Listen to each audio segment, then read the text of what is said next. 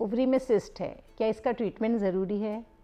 क्या हर ovarian cyst आपकी फर्टिलिटी को अफेक्ट कर सकता है? हेलो एवरीवन, मैं doctor Meenal Dhawalia, gynaecologist, infertility consultant and laparoscopic surgeon. हम बात कर रहे हैं आज ओवेरियन सिस्ट के बारे में।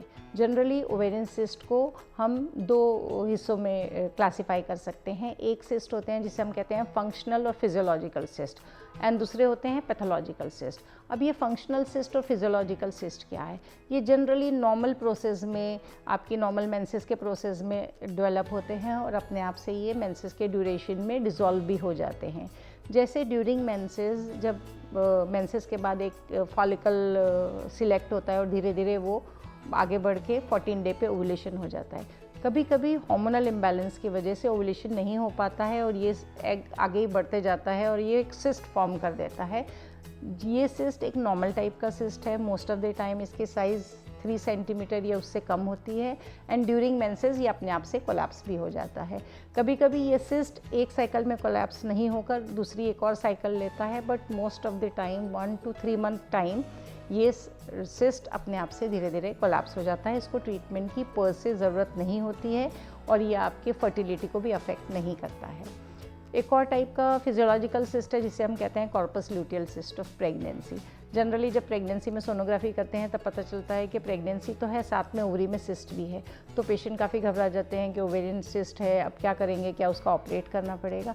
तो डोंट वरी, ये एक नॉर्मल टाइप का फिजियोलॉजिकल सिस्ट है। 3 मंथ में ये अपने आप से डिज़ोल्व हो जाएगा और ये आपकी प्रेगनेंसी को बिल्कुल भी हार्म नहीं करेगा। इसका कोई ट्रीटमेंट ज़रूरी नहीं है। अब बात करते हैं पैथोलॉजिकल सिस्ट के बारे में। जनरली 4 टाइप के सिस्ट होते हैं pathological grossly.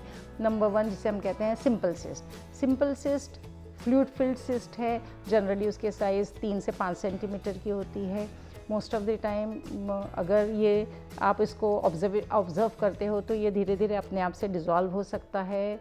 Most of the time ये आपकी फर्टिलिटी को नहीं अफेक्ट करेगा और इसके लिए आपको कोई मेजर ट्रीटमेंट की ज़रूरत नहीं होती है। सेकेंड है जो हमें कहते हैं कॉम्प्लेक्स टाइप ऑफ सिस्ट। अगर सिंपल सिस्ट बहुत डायग्नोस नहीं हुआ और बहुत टाइम तक रह गया, क्रॉनिक हो गया, तो उसकी वॉल काफ़ी थिक हो जाती है या उसमें कोई सॉलिड कंपोनेंट दिखने लग जाता है या कुछ अंदर ब्लीडिंग हो जाती है, ये हेमरेजिक टाइप का सिस्ट हो जाता है। तो इस टाइप के सिस्ट आपकी साइकिल को भी इरेगुलर कर सकते हैं, but at the same time आपकी ओवुलेशन को भी अफेक्ट कर सकते हैं। तो इनका ट्रीटमेंट आपके लिए ज़रूरी है। तीसरा सिस्ट है जिसे हम कहते हैं चॉकलेट सिस्ट और इंडोमेट्रियोटिक सिस्ट। चॉकलेट सिस्ट और इंडोमेट्रियोटिक सिस्ट स्मॉल साइज़ का रहा तो भी आपको, even if it is 1 centimetre size, आपको इसको ट्रीट करना ज़रूरी है, बिकॉज ये डेफिनेटली आपकी फर्टिलिटी को अफेक्ट करता है। ये इनफर्टिलिटी का एक बड़ा रीज़न है जिसकी वजह से प्रेगनेंसी नहीं होती है। ये आपके ओवुलेशन को भी अफेक्ट करता है, but at the same time आपकी डे टू डे एक्टिविटी को भी अफेक्ट करता है, बिकॉज काफ़ी पेनफुल होता है। मेंसेस में आपको बहुत ज़्यादा ब्लीडिंग होती है, बहुत ज़्यादा पेन हो सकता है। एंड चौथे टाइप का सिस्ट है जिसे हम कहते हैं ओवेरियन कैंसर, जो आप सब जानते हैं कि उसका बहुत aggressive treatment at any as ज़रूरी है। तो ये ओवेरियन सिस्ट की सिम्टम्स क्या होती है? Most of the time ovarian cyst asymptomatic होते हैं। जब आप किसी और वजह से सोनोग्राफी करते हैं तो पता चलता है कि ओवेरियन सिस्ट है, जिसमें कभी कभी ये सिम्टम देते हैं कि आपकी साइकिल को इरेगुलर कर देते हैं या आप एक साइकिल मिस कर देते हो, तो आप जब डॉक्टर के पास जाते हो तब पता चलता है कि ओवेरियन सिस्ट है। इंडोमेट्रियोटिक सिस्ट आपकी साइकिल को काफ़ी फ्रीक्वेंटली आपकी साइकिल आने लग जाती है। एवरी 15 डेज से 21 डेज़ में बहुत ज़्यादा हैवी ब्लीडिंग होता है, बहुत ज़्यादा पेट में दर्द होता है ड्यूरिंग मेंसेस इन इंडोमेट्रियोटिक और चॉकलेट सिस्ट। और ओवेरियन कैंसर में मोस्ट ऑफ द टाइम ये बहुत ज़्यादा सिम्टम नहीं देते हैं, बट पेशेंट को थोड़ा सा GIT सिम्टम्स होते हैं, मतलब कभी कॉन्स्टिपेशन होता है, कभी लूज मोशन होता है, मोस्ट ऑफ द टाइम उनको भूख नहीं लगती है या उनका वेट लॉस होने लग जाता है। ये ओवेरियन कैंसर के सिम्टम्स हैं। तो आप उसको इन्वेस्टिगेट करके उसका ट्रीटमेंट कैसे करते हैं? जैसा आप डॉक्टर के पास जाते हैं, डॉक्टर आपका इन्वेस्टिगेशन करते हैं और अगर उसमें कौन से टाइप का सिस्ट है वो डिसाइड करता है कि आपको क्या ट्रीटमेंट ज़रूरी है। जैसे मैंने बताया 3 मॉडलिटीज़ है ट्रीटमेंट की। First, observation. सिंपल सिस्ट है, जस्ट ऑब्जर्व। अगर वो 1 से 3 महीने में अपने आप से डिज़ोल्व हो गया तो आपको उसे कुछ नहीं करना है। मोस्ट ऑफ द टाइम ये सिस्ट अपने आप से स्पॉन्टेनियसली कोलैप्स हो जाते हैं। सेकेंड है मेडिसिन।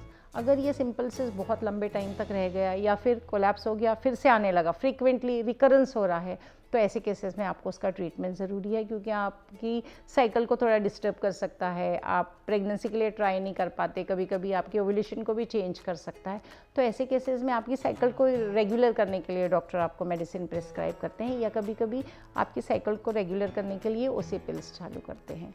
बट आपका ये समझना बहुत ज़रूरी है कि ओसी पिल्स ओवेरियन सिस्ट का ट्रीटमेंट नहीं है।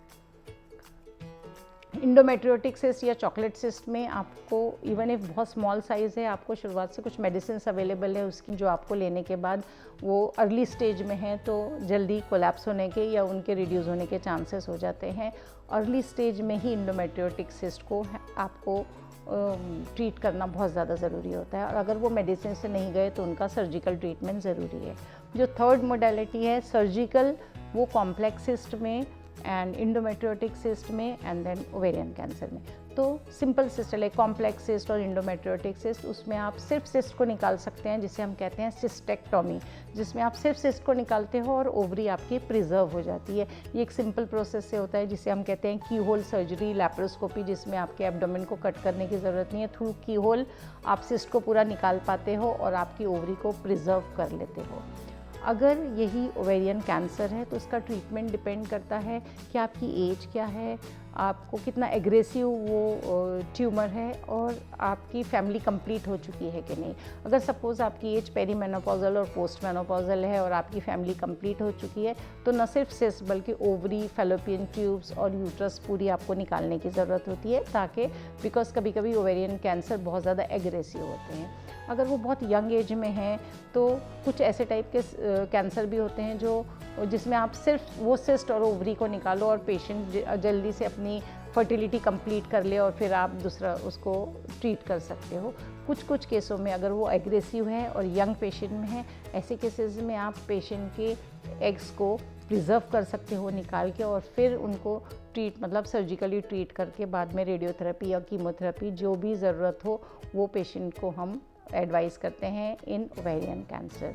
सो ये था ओवेरियन सिस्ट के बारे में। आप कोई भी एज में हो, चाहे आप प्रेगनेंसी के लिए ट्राई कर रहे हो, आप फर्टाइल एज में हो, रिप्रोडक्टिव एज में हो, या प्री मेनोपॉजल हो या पोस्ट मेनोपॉजल हो, आपका एक ईयरली डॉक्टर से चेकअप बहुत ज़्यादा ज़रूरी है, because most of the cyst आपको कोई सिम्टम नहीं देते हैं। डॉक्टर से चेकअप करवाइए, ईयरली आपकी सोनोग्राफी करवाइए, ताकि कोई भी सिस्ट हो वो टाइमली आप उसको डायग्नोज कर सको और उसे ट्रीट कर सको। So this was all about ovarian cyst. Thank you for watching. Do like, share and subscribe.